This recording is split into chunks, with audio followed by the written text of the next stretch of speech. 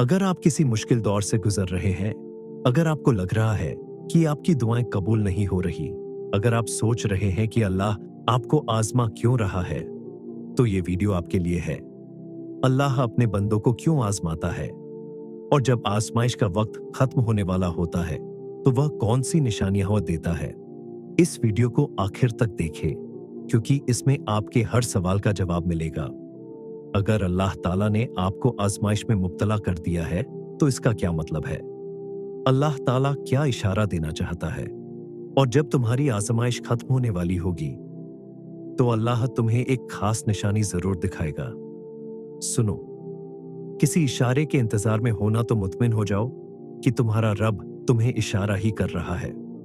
उसने तुम्हें इतने करीब कर लिया है कि उससे बात करते हुए तुम्हारी आंखें भीग जाती हैं। हर वक्त उसे राजी करने की कोशिश में लगे हो।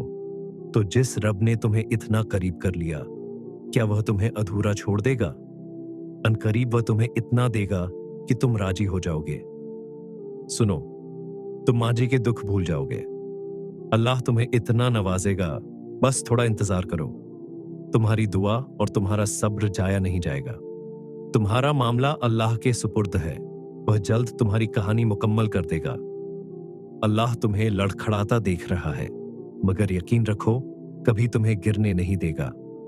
और जानते हो, वह तुम्हें दुआ की तौफीक और सब्र का हौसला तभी देता है जब वह तुमसे राजी होता है। और जब वह राजी होता है, तो तुम्हारी हर ख्वाहिश पर उसका हुक्म चलने लगता है। जानते हो, तुम्हारे दिल में जो एक अटकी हुई पुकार है ना, और लबों पर जो ये खामोशी है, यही अदा तुम्हारे रब को बहुत पसंद है। और यही तुम्हारे लिए सातों आसमान से कुन लेकर आएगी। तुम बस यकीन रखो और सुनो, तुम्हारा वक्त भी आएगा, और फिर देखना, अल्लाह अपने सारे मौजज़े तुम्हारे साथ खड़े कर देगा। तुम भूल जाओगे आजमाइश का दुख। तुम्हारे सब्र का सिला तुम्हारी ख्वाहिश की कबूलियत से मिलेगा। तो सुनो, अगर तुम्हारा यकीन भी डगमगा रहा है, तो अल्लाह के दर पर दस्तक देना मत छोड़ो। उसने दुआएं रद्द नहीं की, बस कुछ देर के लिए संभाल कर रख ली हैं, ताकि वह तुम्हें तुम्हारी पसंदीदा चीज के साथ कुछ बोनस चीजें भी दे सके। यही अल्लाह की मोहब्बत का तरीका है। और ये मत सोचना कि यह मुमकिन नहीं है। बेबस तुम हो, अल्लाह नहीं। अल्लाह के लिए सब कुछ मुमकिन है। इस बात की तसल्ली रखो कि तुम्हारे हिस्से की खुशियां सिर्फ तुम्हें ही नसीब होंगी। तुम्हारे हिस्से की बारिश तुम्हारे ही आंगन में बरसेगी। तुम्हारे हिस्से के फूल तुम्हारे ही बागीचे में खिलेंगे।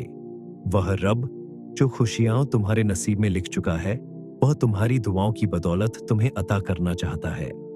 कोई कह दे कि यह चीज तुम्हें नहीं मिल सकती, तो उसका कहा बदल सकता है, मगर अल्लाह का लिखा नहीं। जब न मिलने का खौफ तुम्हें सताने लगे, तो यकीन से दुआ मांगना। जब सब्र नहीं आ रहा हो, तो जाए नमाज पर बैठकर खूब रो लेना। जब हिम्मत हार मानने लगे, तो सजदों में उससे ढेर सारी बातें कर लेना। जब दिल को सुकून न मिल रहा हो, तो तहज्जुद पढ़ लेना। जब तुम चाहते हो कि कोई तुम्हें तसल्ली दे, तो कुरान पाक पढ़ लेना। जब इंतजार करना मुश्किल हो जाए, तो बस सब्र से उसके मोजज़े का इंतजार करना। अपने टूटे हुए दिल को ठीक करने के लिए, अपने बिखरे हुए ख्वाबों को समेटने के लिए और अपनी ख्वाहिशों को पूरा करने के लिए तुम्हें अपने खालिक पर भरोसा करना पड़ेगा।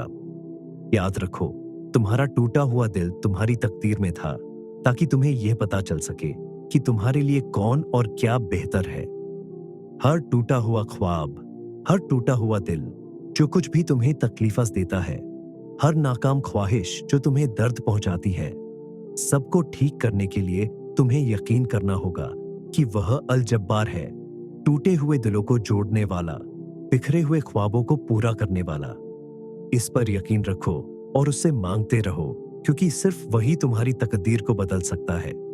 तुम बहुत से मुखातलिफ तरीकों से आजमाए जाओगे, ऐसे तरीकों से जिनका तुम कभी तसव्वुर भी नहीं कर सकते।